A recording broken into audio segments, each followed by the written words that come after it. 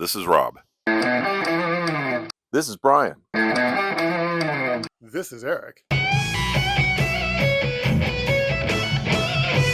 We were talking about making something and getting some stuff measured out. And it reminded me, as I was sitting here after we had finished talking about that I had seen a clip from Hatchet. Now, I've never seen Hatchet before. So when this popped up on my YouTube feed as a clip to watch, I clicked it, and it was just a couple having sex outside. And my thought was, YouTube doesn't give you graphic sex porn scenes. What is this? And so I'm watching, and then the guy's head gets cut off. And my thought was, this is a slasher movie. Okay. So I watched it more, and the woman is saying something, and then I want to say she says something along the lines of, "Why did you stop?" or something like that. And she turns around, and it was Victor Crowley. And I was like, hey, I've never seen a Hatchet movie before, but I know what Victor Crowley looks like. So I'm watching it, and it's great. It's, the scene, and the guy's head's cut off, and his body hits the ground. And then she's screaming and runs away, and then he takes the hatchet and comes around and kills her with it too. So I was saying, hey, Rob, I saw this scene, and that was a really fun scene. That was from Hatchet 2, and that was the first movie that we did out of Aunt Ollie's garage. Oh, wow. Right. Oh my God. There's a lot of memories attached to it and everything too. So it's like that thing. So yeah, AJ was behind there, and like he's going to town on this girl and everything in the middle of the swamp when they're supposed to be hunting down Victor Crowley, and then in the middle of that, Victor Crowley shows up and pops up behind him and takes his head off. So when we did that effect, it was just this whole thing where the body was supposed to keep going after the head came off and then stops, and then that's when the girl realizes Victor Crowley's back there, and then she gets killed. So who came up with this concept? The person that came up with this, I want to say Adam came up with that. That was Adam's idea of having to do that. Yeah. I think my my input was along the lines of the head spinning as it fell off. Oh, wow. And you guys would get together and have these, what cool kill effect can we come up with? They have a kill conference. Well, kill conference? Yeah, it'd be like a kill meeting. Right. You know, it's like Adam would call me up, or like none of these meetings were ever really official meetings, because Adam and I hung out all the time. We still do. Right. But it would just be one of those things where it's like, hey, come on over. Let's talk about some of this stuff or whatever. And we're going to, just talk, hang out. And then kills would come up, and then we'd start talking kills and kills. You know what? Technically, Hatchet 2, that was a kill meeting. That was like literally Adam called and said, hey, come on over. I want to discuss some of these kills. And within that one, Adam would come in and be like, I've written all this. I'm still coming up with kills. I'm still adding things into this. Let's discuss this and see what we can do with it. And so Adam would pitch a kill. And most of the time I'm like, yeah, this is great. Yeah, we can do this. This will be fun. Let's do this. And every now and then I'll be like, let's sweeten it up a little bit. Let's add this to it. Let's make this happen. We can just make it cooler. Right. And that's what ended up happening with the Bowen kill on Hatchet 2 was the fact that he's like, okay, well, they're having sex and Crowley takes his head off, but his body's still going. And I'm like, all right, cool. Let's do this where we set the shot up where the camera's in front. We see a full shot of everything, and Crowley pops up and takes AJ's head off, and I'm like, let's add a spin to it. Let's make the head spin around a couple times before it falls off. For one, we're going to make it a little bit cartoony, but two, like, it just looks cool when he hits him that hard. His head spins on its neck stump. And he was hitting him with the hatchet, or? Yeah, with the hatchet. With the hatchet. Yeah. Okay. So we built the whole rig and put it on a dummy. We put a hollow tube inside the throat, the bottom part of it, where we can run an auger that you would use to clear the clog in a toilet. Okay. Right. So we put an auger into the bottom of it where it would poke up through the bottom of the neck stump, and we had it where it would just barely grip onto the actual head itself. And I think we put in like some tissue paper or something in there just to give it enough grip that it would spin the head around. But at the same time, we needed to be able to pull that auger out, just like yank it from the bottom. That way the head keeps spinning, but now there's nothing holding it, so it can free to fall off in any direction it wanted to. So that's what we ultimately did. We connected the auger to a power drill. So you just pull the trigger on the power drill. If you were to listen to the scene before they put all the music and sound effects in there, you'd hear the sound of a power drill like brrr, as that's going on. How many times did the head spin around? I want to say at least it went around 1.5 to twice. I don't recall what they put in the actual movie. Right. But I know we had like at least 3 different takes that we did that with, and they all had varying spins to them. Like one time, like the first time it went on, the first take, I want to say we did it and the head spun around like 5 times, and it was because the auger bit was way too tight inside the neck stump, so it wouldn't pull out as clean. The second time it worked fine, the third time worked fine. So it's anywhere between 1.5 to 3 spins on average. How long was this auger cable? I want to say it was at least 6 feet long, probably around like 8 feet long. Yeah, so that you guys had to be, well out of frame. And I remember the delay we had mentioned in a previous episode about doing the robot family for the Red Robin commercial, and we had a similar setup to make those heads turn, and there was a delay because of the length of the cable. There was a delay. Oh, because it tightens up. Yeah, and which worked to our advantage for the comedy, because there was a delay and then there was a severe spin. Yeah. Because of that, and it was all due to the length of the cable being so long to run under the table and through the wall and to the backside where the puppeteers were. So that was one of the reasons why I was asking. That might have been where were I got you guys to it, and were you running into problems like that? That might have been the reason why we ended up doing it, is directly from that Red Robin commercial. Oh, okay. Because that would have happened before Hatchet 2 happened. Okay, yeah, all right. But we had ran tests in the garage many times for it. And like you would get things that if you had too much slack in the cable, it would wind up on itself and make loops. Oh, right. So it had to be stretched out. There had to be tension on it between the drill gun and where it was going. Yeah. In order for it to not loop. Yeah, and the only way of really being able to prevent that would have been to run it through like a PVC. Yeah, like a pipe or something to limit it from slacking, but it still has a chance of binding up in those too. Yeah. And the other thing too is that what you're talking about with how there's a little bit of a pause in there is because it's building up tension. Mm-hmm. And that's when you get it's hard to get the slow movement. If you're trying to make it go slow, then whatever is gripping on, let's say, the neck stump to the actual head. Yeah. If it's gripping at all, it's going to hold on to it a little bit more until the tension breaks it. And then when the tension breaks it, it's a spring, so it's going to whip it fast right at that point in time. Right. So it's like you need to, if that thing is greased up really well, then you'll get that nice smooth move to it. Like we had all that stuff taken care of when it came to Hatchet, so we didn't have any problems with binding up or any kind of friction on the head, because for one, the head was greased up with blood and everything, so it would move fine. And we didn't have any of that pausing because the cable was like 6 feet long and we had it stretched. So when I was holding the body and shaking the body, I'm also holding the cable at the same time. Okay. So there's a tension point on it. Okay. And then Duke was the one holding the drill gun, and when Adam would yell action, then it became on to me where I would tell Duke to pull the trigger and then pull it out. So he'd pull the trigger and the head would start spinning, and then he would yank the cable, and then I would let go of the cable at the same time so I didn't get my hand ripped open or something. Oof, God. And then the head would fall off and I'd just keep shaking the body right there. So like kind of multitasking while doing things now, and hiding from camera. We were talking about the body and things that you wanted to do different in the scene as far as the body went. What did you want to do different with the body? So like when Bone gets decapitated, he's holding on to Alexa, I believe is her name. They're going out, and then when his head gets cut off, then his body still goes. But the thing is that he was holding on to her back at the small of her back, and I kept placing the dummy arms in the same place. But by the time I'd get back down and into position to start shaking the body again, the arms would fall off. Okay. And I couldn't see that the arms were falling off because of the position that I was in. And were they supposed to at some point fall down or fall off in the shot or for the scene? It wasn't something that needed to happen for the most part. It was just more of me checking things off the list to make sure things looked right. Right. Ideally, the hands should have been on her until Crowley yanks the body out of frame. Right. So, but because they fell off when you see the body, it's just kind of like moving with the arms kind of flailing at its sides. And it just doesn't, to me, it never really looked right. But it's just one of those things that, nobody ever catches it. Nobody ever sees it. Now people are going to go back and look at it and be like, oh, look, yeah, that's right. Look, it's been like, 20 years at this point almost? Wow.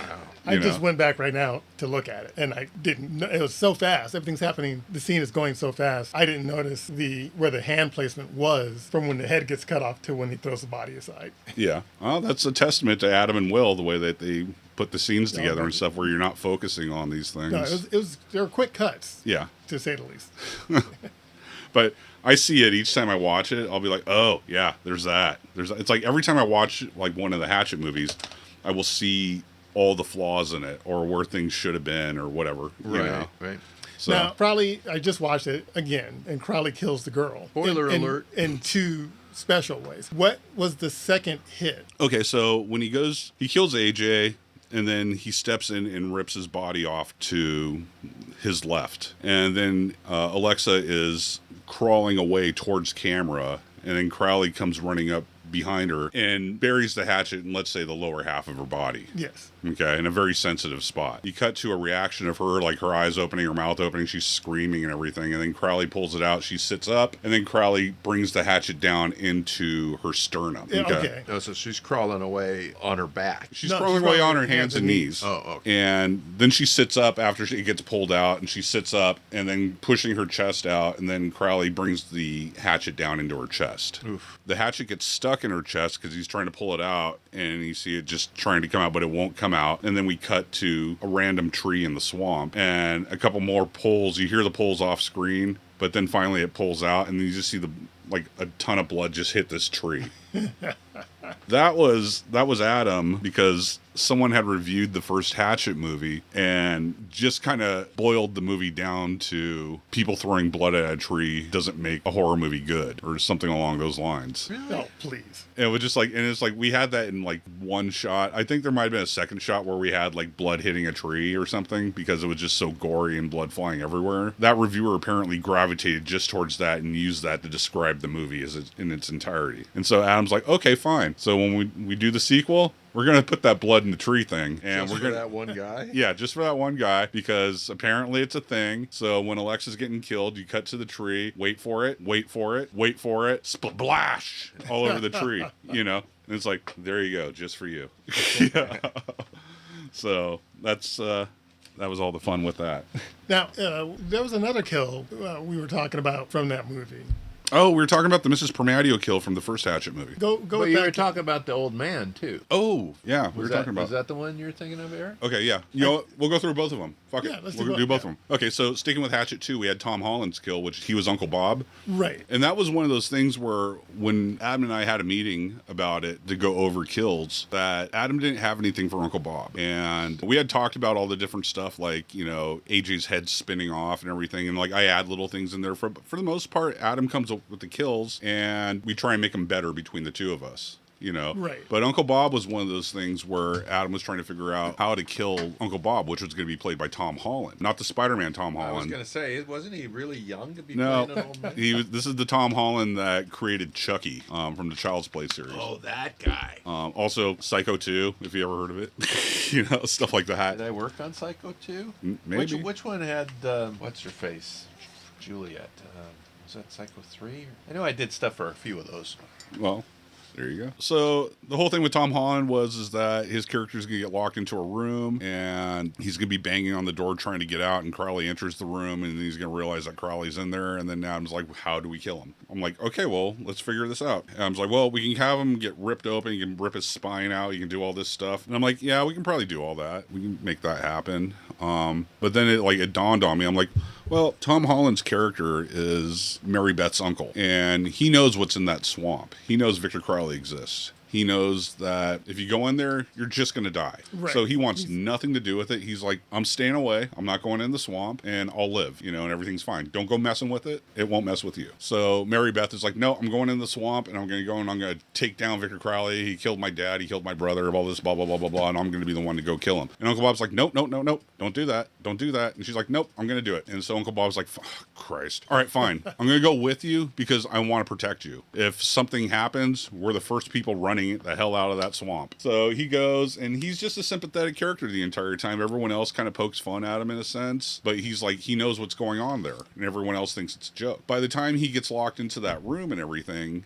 it's kind of a sad thing because he didn't want to be there. He was the voice of reason in that movie, and everyone ignored him, and now he's about to get killed because of it. And so I told Adam, like, let's have him up against the door screaming to get out and everything, and it doesn't happen. And then he just kind of, within that second, accepts his fate. And he's going to turn around and face Crowley and fight him. And he knows he's going to die, but at least he's going out on his terms. Right. Let's just make it, it's not the most bravest thing in the world, but at the same time, it's like you accept what's going to happen. I'm going to go down fighting. It's still the hero's death. Yeah. It's not going to be like, I'm going to be crying, trying to open the door still while he's disemboweling him. And so Adam kind of liked it. And I'm like, but let's not show it. Okay. Let's have him put up his hands. He's like, all right, let's fight. Let's do this. And Crowley comes at him, and then you cut to outside, and you just see the place getting messed up, and you see blood hitting everything, and you don't know what's going on in there, but he's getting ripped apart in some bad way and stuff, but let's just not see it. And Adam looked at me, he's like, we're doing that. We're going to do that. And I was like, all right, cool. And so what ended up happening is that we're on set, and Tom Holland, Uncle Bob, turns around, sees Victor Crowley standing there, he puts up his dukes, and he's like, okay, you hatchet face fuck.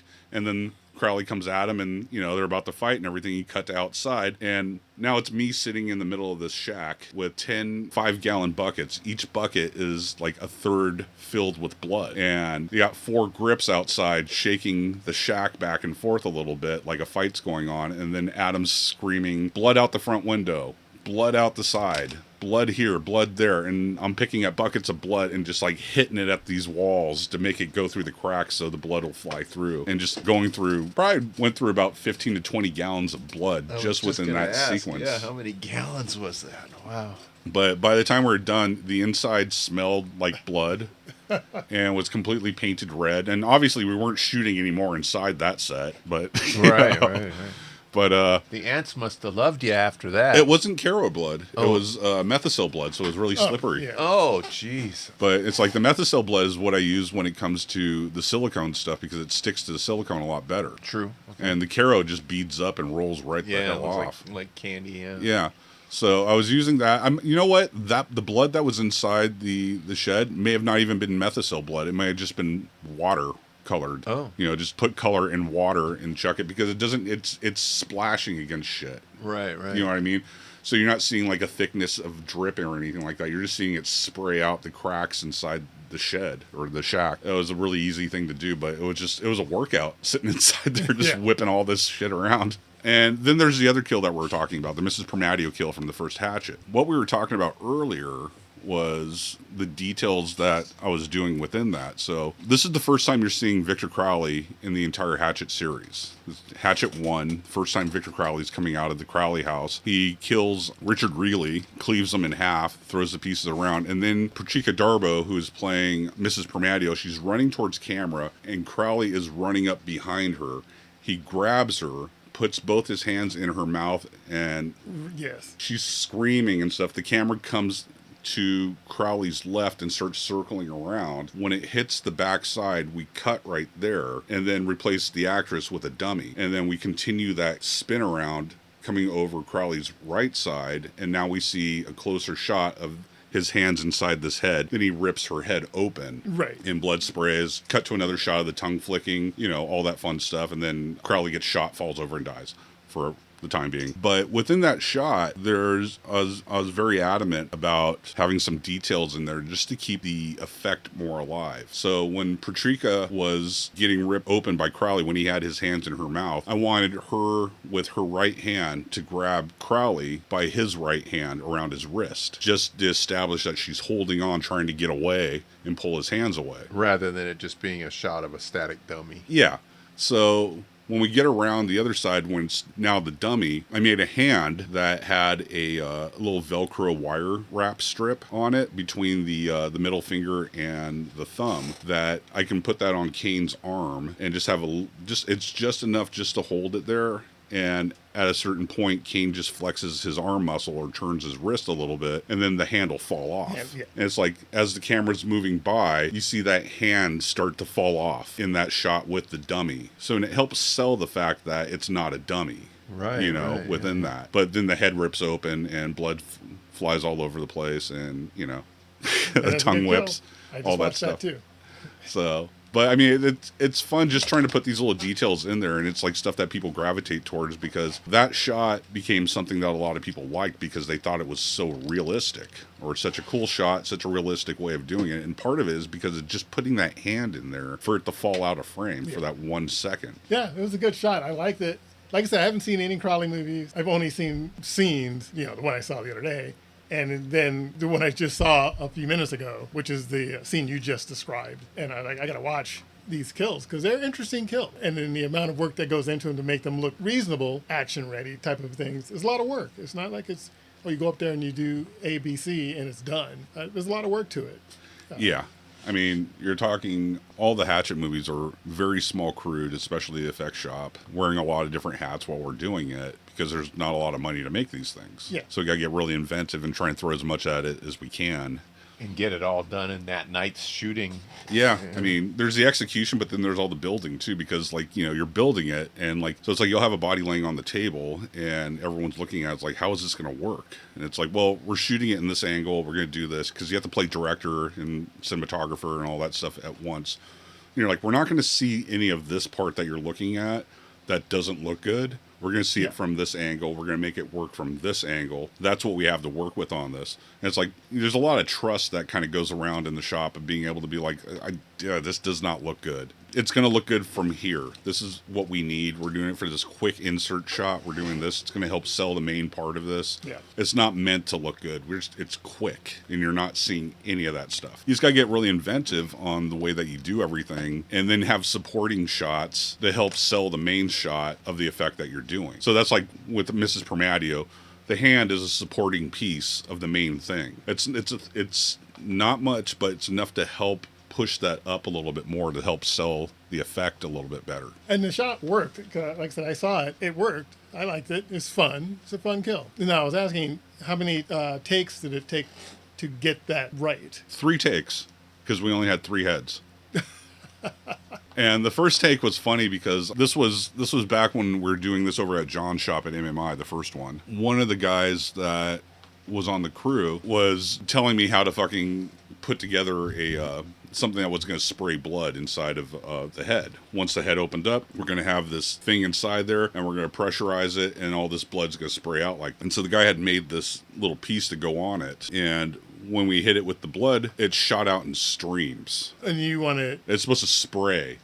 Mist. So it's like it was like 4 drinking fountain streams coming out at once. Oh, yeah. So it was just like, oh fuck, this thing didn't work. We just destroyed this head doing that. So it was just like, oh fuck, all right. So luckily, because Hatchet effects, all the main gags are the very last shot of the night as the sun's coming up, and so you're rushed to do everything and to get it done correctly within that amount of time. So we used all 3 of the Permadio heads, but we did them all on different nights. Oh, okay. So it was just one of these things where we're tight on this, we're going to see this or whatever. So we drag a skeleton crew up to do this really fast, but it was always the last shot of each night. So we had it ready to go. Kane would come up and do the gag. The second time it worked great. And we're like, well, we have the 3rd head. Well, we don't have time to do that. Maybe tomorrow, if we have time, we'll come back and do it, see if we can do it even better. After the first time that happened, I went and I retook that knob and reworked it and made it so it would now spray correctly. It worked out fine for shot 2 and worked out fine for shot 3, and we were good. But yeah, to answer your question, yes, 3 times is how many takes we had on that. And sometimes when it comes to the effects stuff, you have a minimum of 1 take and a maximum of how many effects that you have copies of. Well, I seem to have enough to get her head ripped off 3 nights in a row. Yeah, that was there's a lot of stuff that was involved on that thing. I mean, because each head had a tongue on it that would whip around. Now, how did you guys do the tongue? Because that was in the shot. It was quick, but it's in the shot. Yeah. So how do you guys do the tongue whip? The tongue was a piece that we made, and we made it out of foam latex, I want to say, and it had a hollow inside there. We had like a tube that we had inside there, and I want to say that it was made so we can put a piece of rubber tubing, not rubber tubing, but vinyl tubing into that tongue, and then we injected a bunch of Vaseline inside that tube, and then put in a curved piece of wire that you can turn, and that tongue would follow the curve of the wire as it turns, and the Vaseline would keep it lubricated so it wouldn't bind up. Oh, cool. And plus the Vaseline's thick enough that it's not going to leak out Right. at the same time. So Whose idea was that? Oh, awesome. me figuring it out. We had like a cable, some kind of cable that came out at the bottom of it, or a rod. It might have been like a really small version of like some kind of an auger piping type thing that I hand twisted with it to get the tongue to move around. Because that was a separate shot. Once the head was split open, Yes. then we had that tongue there because as the head's ripping open, there's somebody like I want to say I was operating the tongue while the head was ripping open, and we had someone else operating the blood. So there was 2 blood canisters. There's one for the one in the throat, and then there's one that was in circumference of the entire rip itself around her mouth. Right. And all that too. So there was tubes inside the head that were around where the rip was, so blood would spray out as soon as that thing started ripping open and started coming out through all the holes that were ripping open inside her cheeks. And then we had a big one that was just going to geyser blood out of it to bounce off of the top of the mouth as it was ripping open. Yes. So blood would fly everywhere. So we had a person doing both of those tanks, and I was operating the tongue underneath. So when we got to the shot of just the tongue itself, obviously we didn't need the blood anymore, and it's just me just twisting the bottom of that piece of auger and making that tongue whip around.